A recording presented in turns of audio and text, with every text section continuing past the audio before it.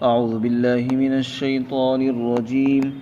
بسم الله الرحمن الرحيم. وَلَقَدْ ضَرَبْنَا لِلنَّاسِ فِي هَذَا الْقُرْآنِ مِنْ كُلِّ مَثَلٍ لَعَلَّهُمْ يَتَذَكَّرُونَ قُرْآنًا عَرَبِيًّا غَيْرَ ذِي عِوَجٍ لَعَلَّهُمْ يَتَّقُونَ ضرب الله مثلا رجلا فيه شركاء متشاكسون ورجلا سلما لرجل هل يستويان مثلا الحمد لله بل أكثرهم لا يعلمون إنك ميت وإنهم ميتون ثم إنكم يوم القيامة عند ربكم تختصمون. اور یقیناً ہم نے لوگوں کے لیے اس قرآن کے اندر ہر قسم کے عمدہ مضامین اور مثالیں بیان کی ہیں تاکہ یہ لوگ نصیحت حاصل کریں. اور یہ قرآن عربی ہے اور اس میں کوئی کجی نہیں ہے تاکہ یہ لوگ ڈریں. اور اللہ نے ایک مثال بیان کی. ایک آدمی ہے جس کے اندر کئی لوگ شریک ہیں اور وہ سب آپس میں زدہ زدی ہیں اور جھگڑالو بد اخلاق ہیں.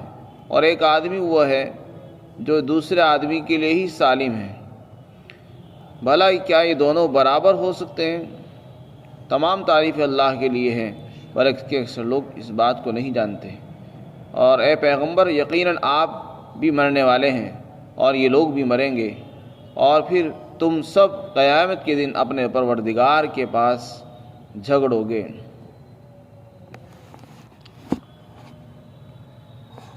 آیت شریفہ میں اللہ تعالیٰ نے قرآن کریم کی صفت بیان کی کہ یہ قرآن کریم جو آپ کے سامنے ہے، اللہ تعالیٰ نے اس قرآن میں ہر طرح کے عمدہ مضامین بیان کیے. یہ عجیب بات ہے کہ اللہ تعالیٰ نے اس میں انوکھے مضامین اور عجیب غریب باتیں بیان کی. آدمی جس مقصد کے لیے بھی پڑھتا ہے اس کو اس مقصد کا حل اور علاج مل جاتا ہے. جس نیت سے پڑھتا ہے اللہ تعالیٰ اس کی نیتوں کو پورا کر دیتے ہیں. بیماری میں پڑھتا ہے اللہ اس کو شفا عطا فرماتے ہیں. غم کے اندر پڑھتا ہے اس کا غم ہلکا ہو جاتا ہے اور جو مقصد اس کا ہوتا ہے وہ اس میں مل جاتا ہے. ہر چیز کا جواب اس کو مل جائے گا. فرمایا اس قرآن میں ہر طرح کے مضامین ہم نے بیان کیے، طرح طرح سے کھول کر بیان کر دیے تاکہ لوگ نصیحت حاصل کریں. ایک ہی بات کو طریقے سے مختلف انداز سے اللہ نے پیش فرمایا لوگوں کو سمجھانے کے لیے. اللہ یہ چاہتے ہیں کہ میرے بندے جہنم سے بچ جائیں، جنت میں پہنچ جائیں. اس کے لیے اللہ نے اس میں مضامین کو مختلف انداز سے مختلف اسلوبوں میں بیان فرمایا. پھر آگے فرمایا کہ یہ قرآن عربی زبان میں نازل ہوا ہے اور اس میں کوئی کجی بھی نہیں ہے.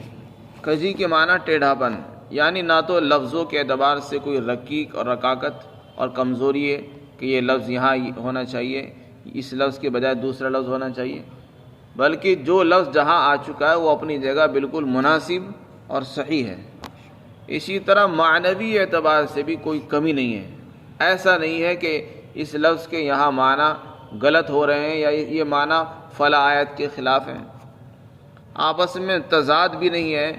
نہ معنی اعتبار سے اس میں نقص اور خلل ہے، نہ فصاحت اور بلاغت کے اعتبار سے اس میں کمی ہے، بلکہ قرآن جامع ہے، کامل اور مکمل ہے، ہر نقص سے، ہر عیب سے، ہر کمی سے پاک ہے. انسان بھی باتیں کرتا ہے، انسان کے کلام میں کمزوری ہو جاتی ہے. بعض مرتبہ آدمی آگے پیچھے بات کر دیتا ہے، بولنے میں کچھ کہنا کچھ چاہتا ہے بول دیتا ہے کچھ اور اس کی باتوں کا مطلب بھی بدل جاتا ہے. بعض مرتبہ پہلے کچھ کہا تھا اس کے بعد اس کے خلاف بول دیتا ہے. اس کی آپس کی باتیں ہی ٹکرانے لگتی ہیں، متضاد باتیں کرتا ہے.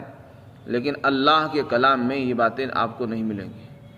یہ قرآن ایک جامع اور کامل اور مکمل کلام ہے اور اس میں کوئی کجی نہیں ہے. فرمایا تاکہ لوگ ڈریں، یعنی اس کو اللہ کا کلام سمجھیں. یہ اللہ تعالیٰ اس لیے بتانا چاہتے ہیں کہ تاکہ لوگ اس پر ایمان لائیں اور اس کو اللہ کا کلام سمجھیں اور اس کو دل سے اس کو مانیں اور اس کا انکار کرنے سے ڈریں. اس کے بعد اللہ تعالیٰ نے ایک عجیب مثال بیان کی مشرک اور موحد کی. موحد تو اس کو کہتے ہیں جو توحید پر چلتا ہے، یعنی اللہ کو ایک مانتا ہے، یعنی مومن. اور ایک آدمی وہ ہے جو مشرک ہے، جو شرک میں مبتلا ہے یعنی جو اللہ کو چھوڑ کر بہت سارے خدا مانتا ہے، یا اللہ کو بھی مانتا ہے اور دوسروں کو بھی خدا مانتا ہے، تو ایسا آدمی مشرک کہلاتا ہے جو ایک سے زیادہ خدا مانتا ہو۔ تو اللہ تعالیٰ نے موحد یعنی ایک خدا ماننے والا اور مشرک جو چند خدا مانتا ہے، ان دونوں کی مثال بیان کی۔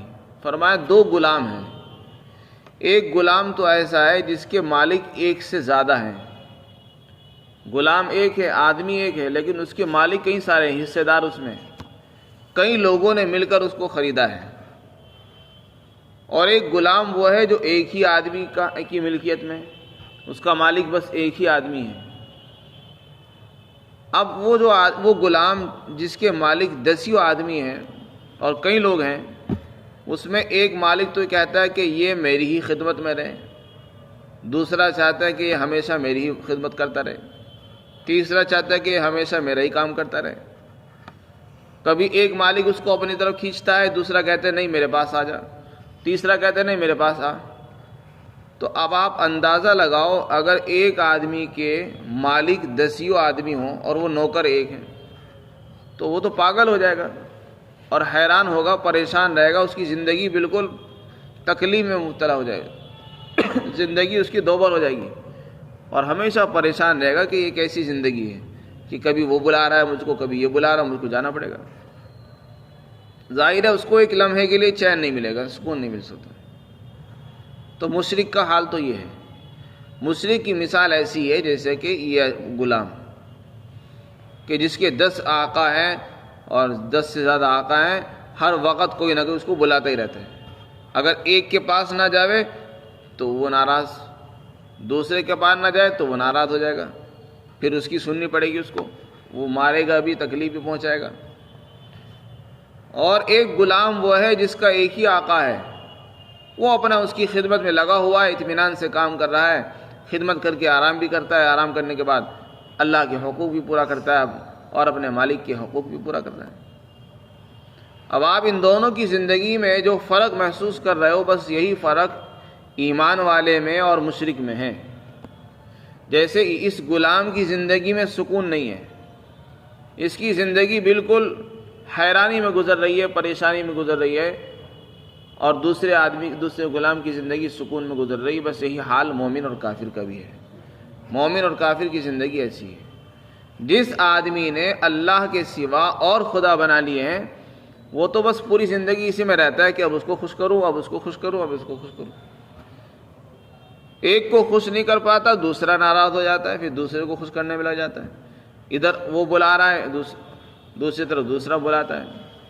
تو ایک آدمی کے جب کئی خدا ہوں گے تو وہ اگر ایک کو خوش کرے گا دوسرا ناراض ہو جائے گا، تو اس کی زندگی اسی طرح گزر جاتی ہے اور وہ پریشان ہی رہے گا ہمیشہ، کبھی اس کو سکون نہیں مل سکتا۔ وہ بیوقوف بھی ہے، پاگل بھی کہیں گے اس کو۔ اور جس آدمی نے اپنا مالک ایک ہی خدا کو بنایا ہے، وہ اطمینان سے زندگی گزارے گا، بس وہ تو اسی کو راضی کرنے میں لگا ہوگا، چاہے ساری دنیا ناراض ہو جائے، اسے تو متعین ہے کہ مجھے اللہ کو راضی کرنا ہے، جو بھی کام کرنا اللہ کے لیے کرنا ہے، اور اس سے سوچنا پڑتا ہے کہ اگر میں نے اس کے لیے یہ کام کیا تو وہ ناراض نہ ہو جائے۔ تو یہ حال ہے مومن اور مشرک کا۔ تو اللہ تعالیٰ نے مثال بیان کی کہ یہ حال مومن اور مشرک کا۔ اب آپ خود ہی بتاؤ ان میں سے سکون میں کون سا غلام ہے؟ ظاہر ہے کہ جس کا ایک ہی آقا وہ سکون کے اندر ہے۔ اور پریشانی میں کون سا غلام ہے؟ جس کے 10 آقا ہیں۔ تو اس سوال کا جواب مشرکین کو بھی معلوم ہے، لیکن پھر بھی ماننے کو تیار نہیں۔ اللہ تعالیٰ فرماتے ہیں کہ یہ ایک ایسا سوال ہے، ایک ایسی مثال ہے جس کا جواب یہی آئے گا کہ جس آدمی نے اپنا مالک ایک آدمی کو بنایا وہی اطمینان اور سکون کے اندر رہے گا۔ تو اس پر اللہ اپنی تعریف بیان کرتے ہیں کہ تمام تعریف اللہ کے لیے ہے، لیکن اکثر لوگ پھر بھی نہیں جانتے کہ ایک خدا کی عبادت کرنے میں کتنا سکون ہے اور چند خداؤں کو ماننے میں کتنی پریشانی ہے۔ اس فرق کو لوگ محسوس نہیں کر پا رہے، اس لیے تمام تعریف اللہ کی کہ جس نے ہمیں ایک خدا کے ماننے کا حکم دیا ہے اور شرک سے ہمیں بچایا ہے، لیکن لوگوں کی بات سمجھ میں نہیں آتی۔ اسی کو اللہ تعالیٰ فرماتے ہیں اِنَّكَ مَيِّتٌ وَإِنَّهُمْ مَيِّتُونَ۔ پھر آپ صلی اللہ علیہ وسلم کو خطاب فرمایا کچھ لوگ یہ سمجھتے تھے کہ رسول اللہ کو موت آ جائے گی تو ہم سکون سے رہیں گے، جیسے کہ جب کوئی آدمی حق کی دعوت دیتا ہے تو لوگ اس کو مارنے کی کوشش کرتے ہیں، یا سوچتے ہیں کہ اچھا ہی جلدی سے مرے اور پھر ہم سکون اور چین کی سانس لیں۔ رسول اللہ کے بارے میں بھی بہت سے لوگوں کا خیال یہ تھا کہ بس یہ تو تھوڑے سے دنوں کی پریشانی ہے، جیسے ہی مریں گے نہ تو ان کی کوئی اولاد ہے کہ ان کی آگے نسل چلے گی، بس ان کا قصہ ان کی موت پر تمام ہو جائے گا، پھر ہمیں تو مکہ کے اندر اطمینان سے رہیں گے، ہم تو اپنے باپ دادا کے دین پر یعنی شرک پر جمے رہیں گے، بس ان کو تھوڑا سا برداشت کرتے رہو جب تک یہ مر نہ جائیں۔ اس طرح کا بھی خیال لوگ کرتے تھے۔ تو ان کو جواب بھی دیا اور یہ بتا دیا کہ دیکھو یہ مریں گے تو تمہیں سکون نہیں ملنے والا، ان کے مرنے کا یہ مطلب نہیں کہ تم ہمیشہ دنیا میں رہو گے۔ قرآن نے کہا أَفَإِن مَّاتَ فَهُمُ الْخَالِدُونَ، کیا یہ لوگ اگر آپ مر بھی گئے تو کیا یہ ہمیشہ ہی رہیں گے؟ مرنا تو ان کو بھی ہے، تو یہ کس بات کی خوشی منا رہے ہیں اور کیوں اطمینان سے بیٹھے ہیں، موت پر کیوں خوش ہو رہے ہیں آپ کی؟ اور ایک دوسرا مطلب یہ ہے کہ جیسے آپ کو موت آ رہی ہے ان کو بھی موت آئے گی، اگر ان کی یہ بات سمجھ میں نہیں آ رہی ہے تو بس مرنے کا انتظار کرو، مرنے کے بعد سب کو سمجھ میں آ جائے گا کہ کیا مسئلہ ہے۔ ابھی تو ہر آدمی کو دنیا ہی اچھی نظر آ رہی ہے، مرتے ہی پتہ چل جائے گا کہ دنیا کچھ نہیں تھی، دھوکہ تھا۔ اسی لیے اللہ تعالیٰ ساری باتوں کا جواب دے رہے ہیں کہ اے رسول اللہ آپ ان کے ایمان نہ لانے سے غمگین نہ ہو، نہ پریشان ہو، آپ نے اپنا کام پورا کر دیا تو آپ اطمینان سے آپ بیٹھ جائیے، بس اب تو مرنے کا انتظار کرو۔ ان کے مرتے ہی ان کی آنکھ کھلے گی، معلوم ہو جائے گا کہ ہم دھوکے میں تھے اور یہ دنیا دھوکہ تھا، حقیقت تو یہ ہے جو ہماری آنکھوں کے سامنے آ چکی ہے۔ علماء نے لکھا ہے اس میں نبی کریم صلی اللہ علیہ وسلم کے بارے میں یہ بھی اشارہ فرما دیا کہ دیکھو رسول اللہ اگرچہ بہت بڑے رسول ہیں، سارے نبیوں کے امام ہیں، لیکن موت سے ان کو بھی استثناء نہیں کیا گیا، موت ان کو بھی آئے گی۔ کوئی کتنا ہی بڑا ولی نبی ہو رہا ہو، اللہ تعالیٰ ہر ایک کو موت عطا فرمائے گا، موت سے کسی کو چھٹکارا نہیں مل سکتا۔ یہ ایک ایسی حقیقت ہے جسے غیر مسلم بھی مانتے ہیں، جو قیامت کو نہ مانے لیکن موت کو وہ بھی مانتے ہیں۔ فرمایا تم پریشان نہ ہو، مرنے کے بعد سب پتہ چل جائے گا، اور جب قیامت آئے گی پھر یہی لوگ اپنے اپنے مقدمات لے کر اپنے رب کے سامنے کھڑے ہوں گے، پیش ہوں گے، کوئی مدعی بنے گا، کوئی مدعا علیہ بنے گا۔ حضرت عبداللہ بن عباس فرماتے ہیں اس میں سب لوگ داخل ہیں، اس آیت شریفہ میں مسلمان بھی داخل ہیں، کافر بھی داخل ہیں، ظالم بھی داخل، مظلوم بھی داخل۔ چنانچہ قیامت کے دن سب لوگ آئیں گے، سب اپنے اپنے مقدمات پیش کریں گے۔ حدیث شریف میں آتا ہے کہ سب سے پہلا مقدمہ ایک شوہر اور بیوی کا ہوگا کہ وہ دونوں اپنا مقدمہ لے کر کھڑے ہوں گے، اور وہاں زبان سے نہیں بولیں گے، ان کے اعضاء جوارح ہاتھ پیر گواہی دیں گے۔ شوہر نے جو بیوی پر زیادتی کی ہوگی تو اس کے ہاتھ پیر گواہی دیں گے، اور بیوی نے جو شوہر پر تہمتیں لگائی ہوں گی اور زیادتی کی ہوں گی، ایذا تکلیفیں پہنچائی ہوں گی، اس کے ہاتھ پیر گواہی دیں گے۔ اسی طرح حدیث شریف میں یہ بھی آتا ہے کہ سب سے پہلے جو مقدمہ قائم ہوگا، پیش ہوگا، وہ دو پڑوسیوں کا ہوگا۔ وہ دو پڑوسی کھڑے ہوں گے اور اپنے اپنے حق کا سوال کریں گے۔ مظلوم ظالم کی شکایت کرے گا اور ظالم سے اپنا بدلہ مانگے گا، تو مظلوم کو ظالم سے بدلہ دلوایا جائے گا۔ اسی طرح رعایا اپنے بادشاہوں کی شکایت کرے گی اور ان سے جو ہے اپنا انتقام لیں گے۔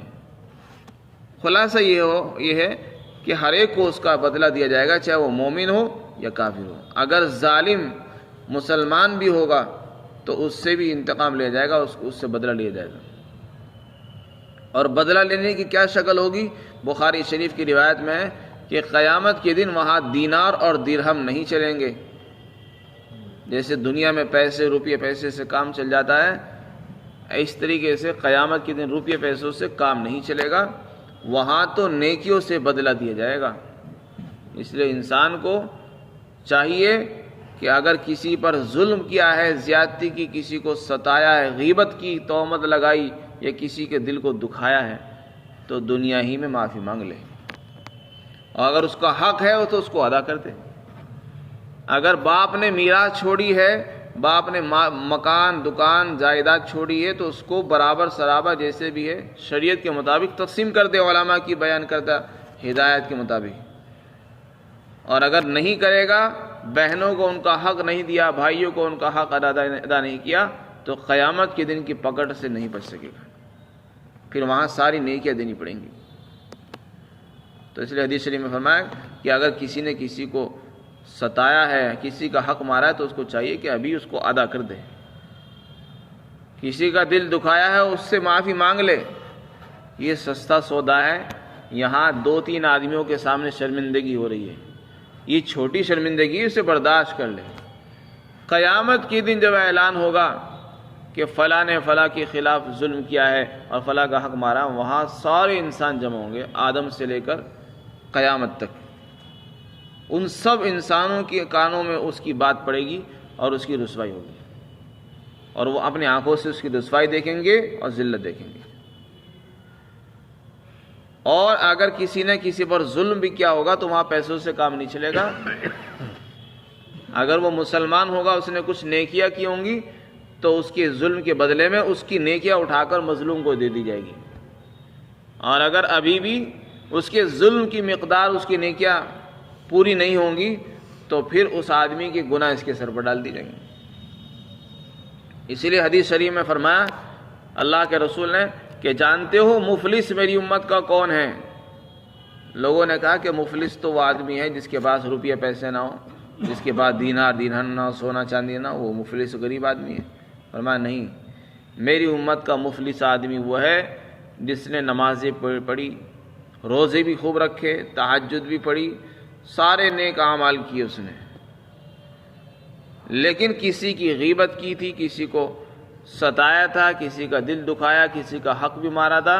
اب جب وہ قیامت کے دن آئے گا تو سارے حق والے اپنا حق مانگنے کے لیے کھڑے ہوں گے، تو اس کی نیکیوں میں سے ان حق والوں کو دے دیا جائے گا، یہاں تک کہ ساری نیکیاں اس کی ختم ہو جائیں گی، لیکن حق والوں کے مطالبات پورے نہیں ہوں گے۔ پھر کیا ہوگا؟ حق والوں کی جو سیئات اور گناہ ہوں گے وہ اس کے سر پر ڈال دی جائیں گے۔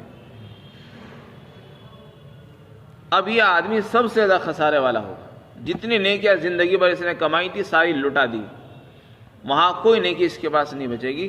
اس سے زیادہ خسارے میں کوئی آدمی نہیں ہو سکتا جو جس نے زندگی بھر نیک اعمال کیے اور وہاں جا کر اس کے لٹ گئے، اور وہ جنت میں جانے کا بھی لائق نہیں رہا۔ تو اس سے بڑا خسارے والا، نقصان والا کوئی آدمی نہیں ہو سکتا۔ اس لیے فرمایا کہ اگر کسی آدمی کو ہم نے ستایا ہو، ابھی معافی مانگ لو، دل دکھایا ہو، اس سے معافی مانگتا رہے آدمی، کسی کا حق ہو اس کو ادا کر دے، اپنے معاملات کو صاف رکھیں، اور اگر کچھ حق ہے تو اس کو لکھ کر رکھے، وصیت کر کے چلا جائے، وہ زیادہ بہتر ہے، تاکہ قیامت کے دن کی رسوائی سے بچ جائے۔ اللہ تعالی ہم سب کو محفوظ فرمائے۔ حضرت عبداللہ ابن عمر رضی اللہ عنہ فرماتے ہیں کہ جب ہم ایک عرصے تک اس آیت کو پڑھتے رہے کہ قیامت کے دن تم سب لوگ اپنے رب کے سامنے جھگڑو گے اور مقدمات پیش ہوں گے، لیکن ہماری سمجھ میں نہیں آیا کہ ہم تو مسلمان ہیں، ہم آپس میں کیسے جھگڑیں گے؟ لیکن جب ہمارے درمیان آپس میں قتل و قتال ہوا، جنگ صفین اور جنگ جمل ہوئی، تو ہماری سمجھ میں آئی کہ یہ آیت تو ہمارے بارے میں ہے۔